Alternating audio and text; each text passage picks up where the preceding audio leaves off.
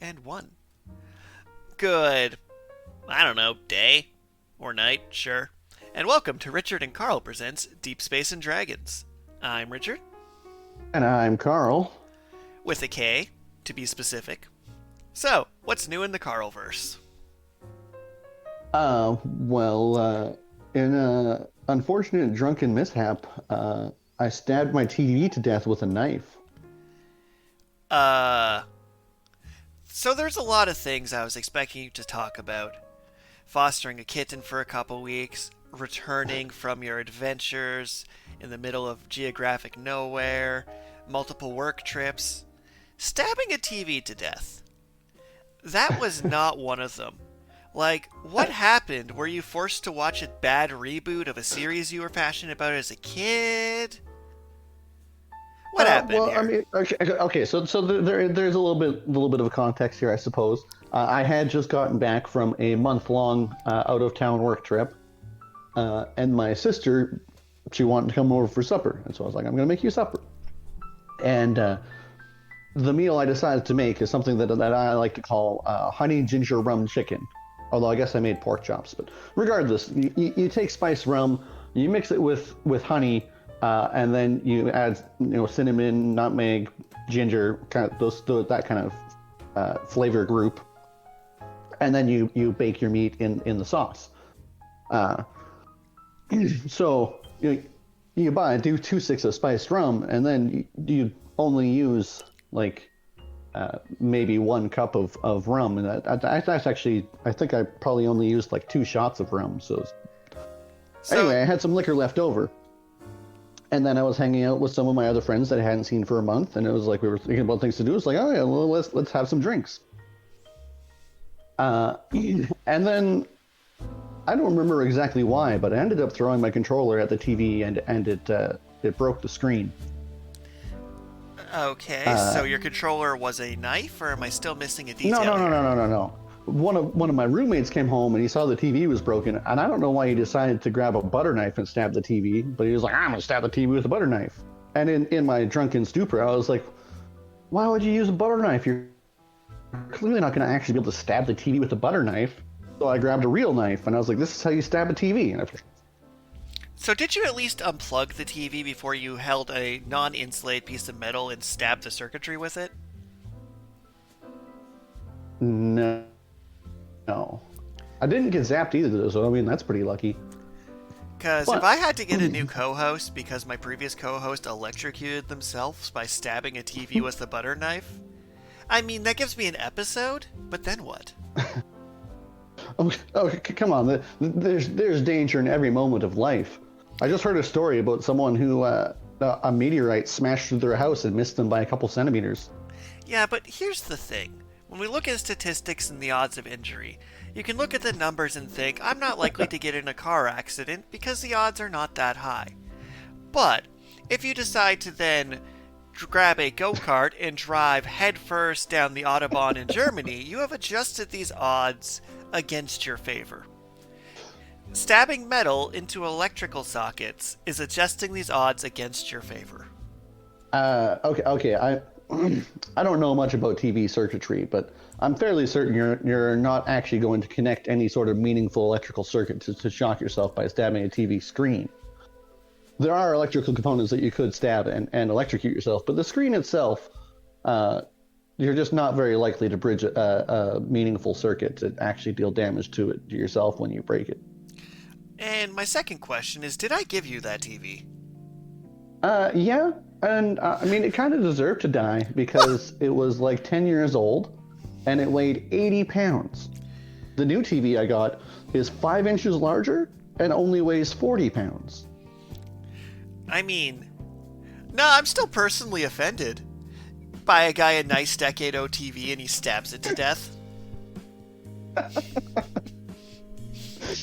You guys didn't exactly buy the TV for me. You traded it away because it's 80 pounds and you didn't want to have to move with it.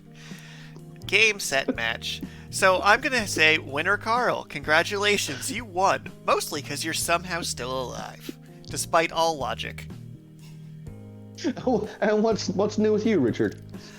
Well, I've been putting together a poetry portfolio for various purposes, and I found myself writing what was effectively a haiku battle between Goku and Vegeta. And I don't even Okay. care what I get for marks on that because it's a haiku battle between Goku and Vegeta. Where, sure, dying for your friends makes you a hero, but you also left your pregnant wife and child behind, so maybe you're not a great guy. So I pretty much locked myself in my writing cave and have been writing all weekend, whilst the world passed me by. But in all seriousness... Oh, go ahead. I was going to say, you claim to have been writing all weekend, but really you were just researching Baldur's Gate. I mean, I also did... Well, Baldur's Gate 3 is currently in early access, and they've been probably putting the most updates and refinements I've ever seen in a video game. So every few months they'll add a new D&D class, add a new mechanic, add more characters, plot, fix a couple billion bugs. And it is a truly ambitious video game. So, yes, I did play a bit of that this weekend. I've also done some writing this weekend. Most of which today, because Monday's part of my weekend this weekend. And with that, let's move into today's topic.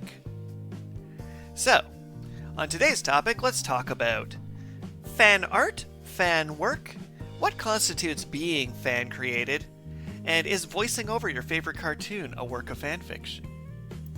So, to start with, Carl, have you ever done any fan art of a character? No, I've never personally done any fan art of a character.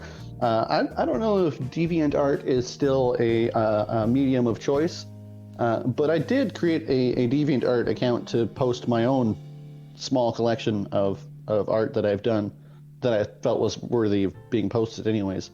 And so, I've gone through some of the DeviantArt rabbit holes, seeing some people's fan art. Some of it's like, are you sure that's not the original? And some of it's like, oh, well, I mean, it's better than what I could do. That's fair. Like, one thing I've been enjoying a lot is in my Twitter feed, I get a lot of chibi fan art, mostly by design, by following people who make chibi fan art. And little comic strips that are take your favorite characters and put them in everyday scenarios are one of my favorite preferred forms of fan art because it just gives you that little spike of joy. And on that note, though, for fan art, here's a question for you. If you make a fictional character in the create a character mode of a video game, is that fan art to you? Well, okay, so you create a fictional character in the video game. That is not itself fan art, but the fan art would be if you create your character and you run all the way through to the end, and then you decide that you like your character so much that you want to portray it in other mediums. Then that's where it becomes fan art is where you're. I mean, it doesn't even necessarily have to be other mediums. Like if you take your video game character and just decide, my custom character in this game, I'm just gonna create a new video game that's based around this character.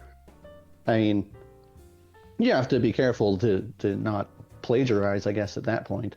So you're definitely less likely to plagiarize if you change mediums. Well, one thing, like, for example, is once upon a time when Smash Bros. Ultimate was out, I made the entire characters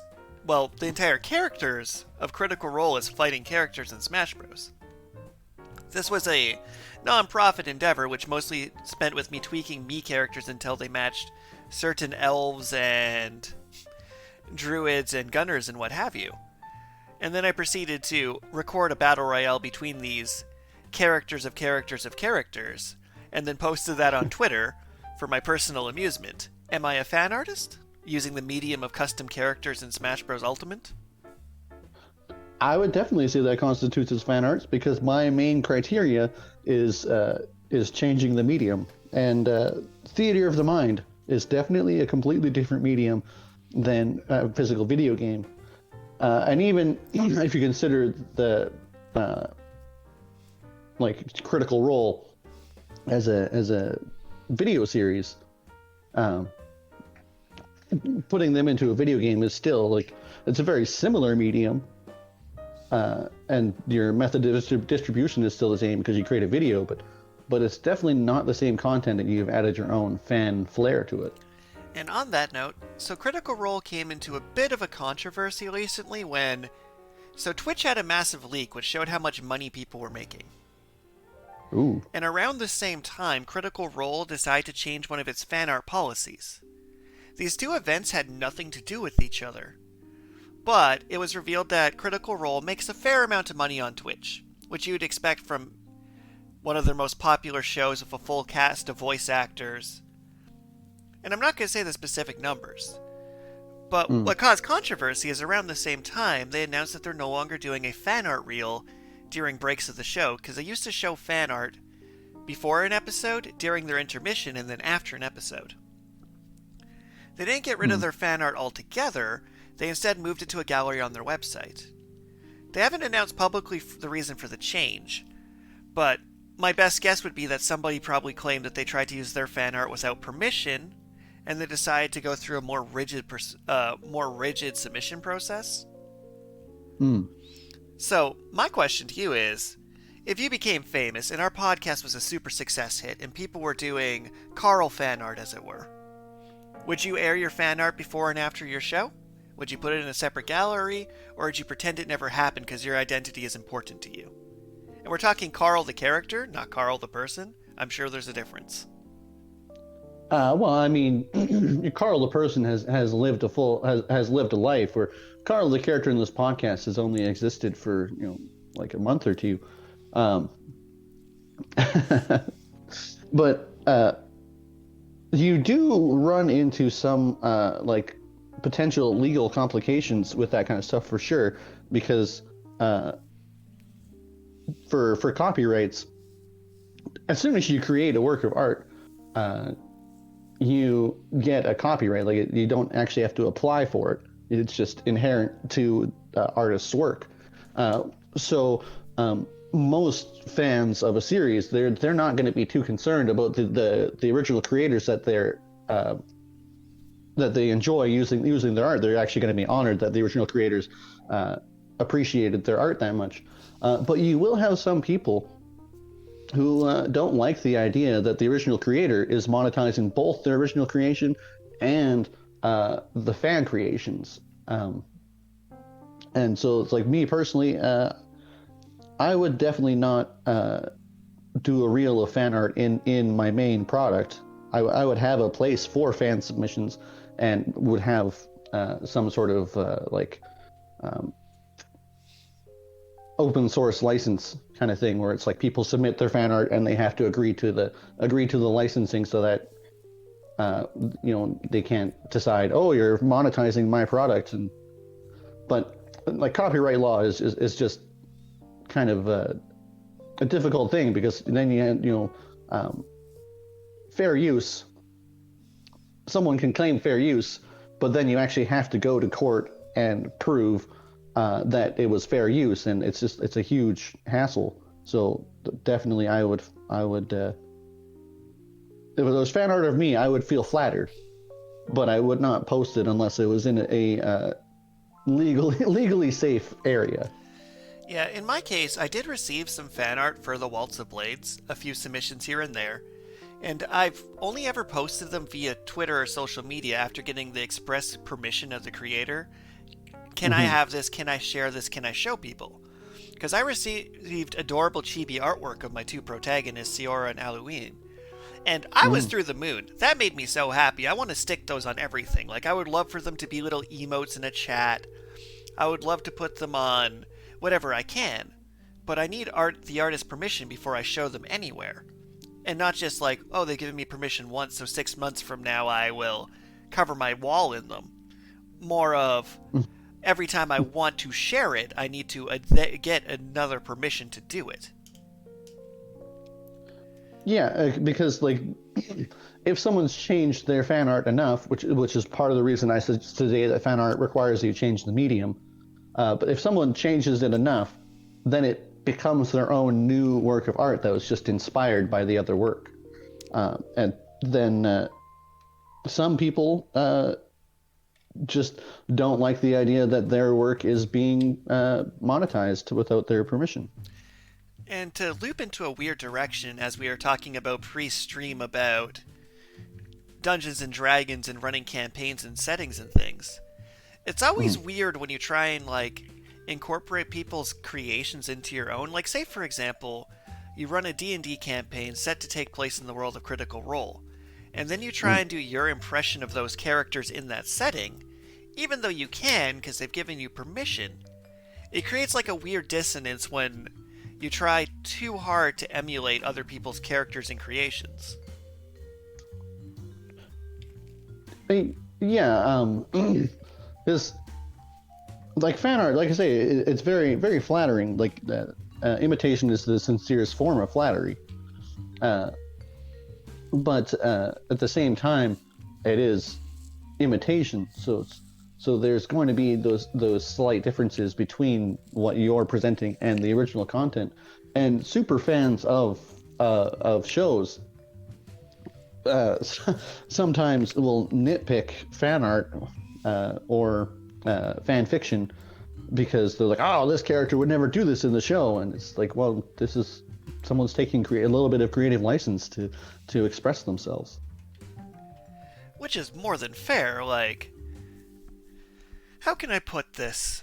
So I receive a lot of RWBY fan art in my Twitch stream because, well, there was the original series RWBY, which I loved and adored, and then there's the superior series RWBY Chibi, where they did comedy skits with Chibi characters, which is my jam. Like, I'm having trouble falling asleep at night because I've just watched something too horrifying in a sci-fi show. Boom, put on an episode of RWBY Chibi to act as mind soap to clear it away.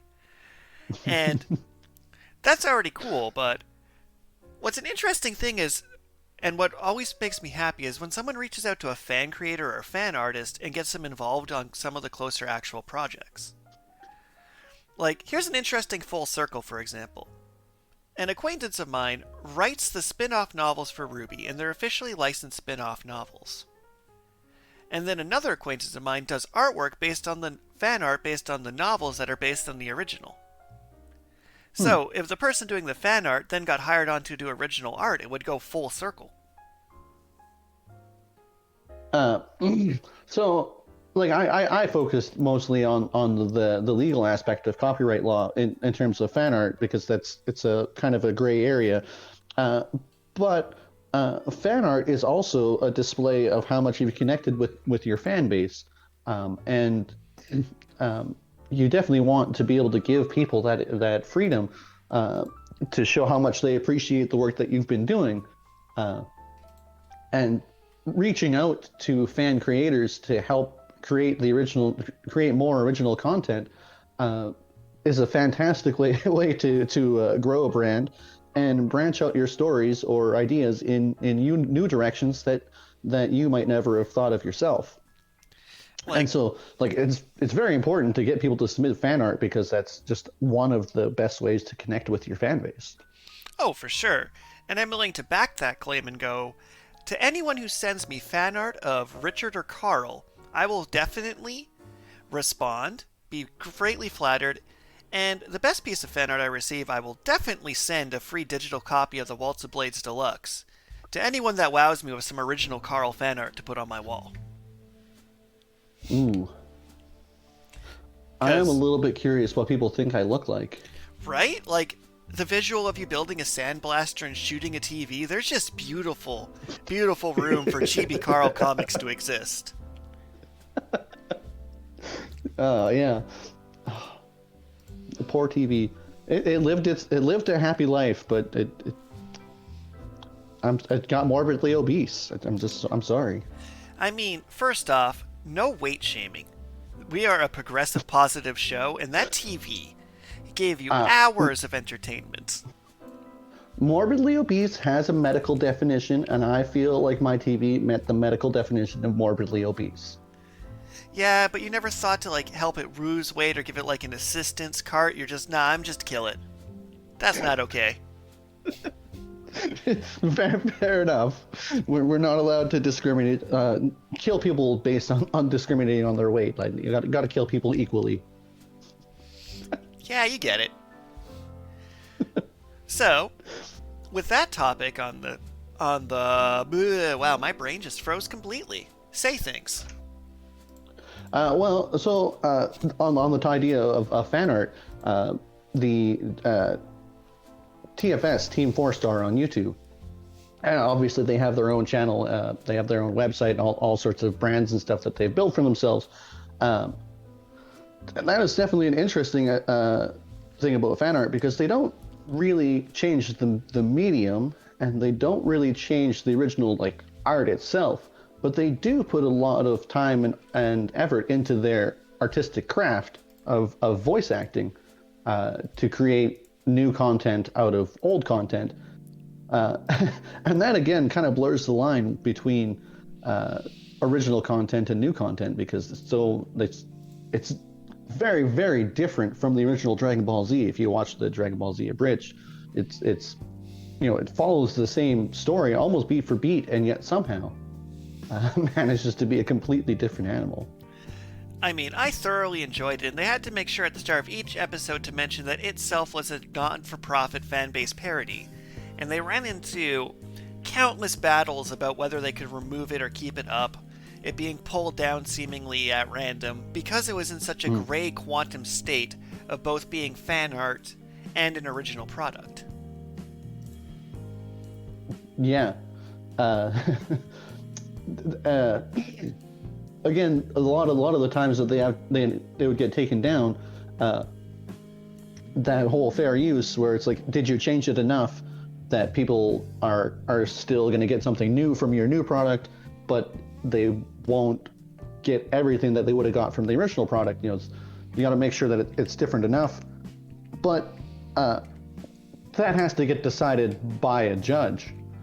So that's why you have to be careful about when and how you post fan art, because someone might take it down, and then you're not able to put it back up until an actual legal court says, yes, that was indeed fair use, and this is just a frivolous lawsuit from the original creator. Like, for example, one of my favorite Ruby fan artists, AG Nonsuch on Twitter, had their account pulled down because several years ago a YouTube video had unlicensed background music that pulled down their completely unrelated Twitter account because of it. Mm-hmm. And it took them a while to get freed from that space and be able to put themselves back on the air, so to speak, because of a copyright claim from something that had happened years prior that wasn't even related to what they were creating now. Yeah. But, on the topic of awkward scene transitions, I think it's time for us to go into our random question of the week. This week's random question comes from an Aaron, who asks, if you could add any character to the Nickelodeon fighting game roster, who would it be? They would probably add the Angry Beavers, so no stealing that. Nickelodeon. Huh.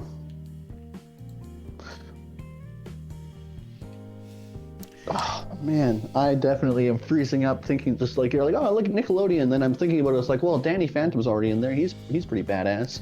And they have weird ones like Powdered Toast Man. It's like, what? Right? Like, but maybe like more Rugrats. Just straight up Chucky Finster? Well, no, I might do it something like Pokemon Trainer from that's from great. Smash Bros, where you just switch out which baby you're doing, and they have different special moves and stuff. That's pretty fantastic. The parents would probably be the trainers. I could get behind that. I mean, I would put in the protagonist from My Life as a Teenage Robot, a show that's woefully underrepresented because I very much enjoyed it. But I'd also, the obvious, where's Jimmy Neutron and where is Timmy from Fairly Odd Parents? They're just both glaring absentees from that game. Well, the Jimmy Neutron universe, if you're interested in an extension of it, the Grubhub, the food delivery service, there is a surprising amount of evidence to suggest that the Grubhub commercials are somewhat of a sequel to Jimmy Neutron's storyline. So that is just so bizarre that I'm just going to wrap up that and move into our dragon question of the week. And this week's dragon question is pretty straightforward, pretty simple, and it's definitely going to freeze you with choice paralysis. If you had a pet dragon, what would you name them? Sparky. We're going with Sparky. But they have to be a lightning dragon. I'm not getting a fire dragon. That sounds like it'd be too dangerous. But Sparky sounds like a cool guy. Fair enough. I myself have always been a fan of the Charmander Zippo. So Zippo is definitely a strong contender for a dragon name, and he would be a fire dragon. And I'm pretty confident with that answer. So we got Sparky and Zippo. Yeah, I mean, I kind of went with the first thing that came to mind because you said I would have choice paralysis. But at the same time, despite its genericness, I think I would be happy with a little dragon named Sparky. Definitely fair enough. And with that, thank you everybody for tuning in. Submit your questions for your chance to win the Waltz Blade Deluxe. And also, if you feel like sending in some Karl or Richard fan art, it would be greatly appreciated. You might be able to win yourself a free ebook that way. And a special shout out to all our friends on Patreon for allowing us to hit much more distribution. Their help is appreciated. Thank you for tuning in, and have a lovely indescript period of time. I mean, hopefully it'll only be a week, but yeah, have a lovely time of time. Bye. Minutes. Bye.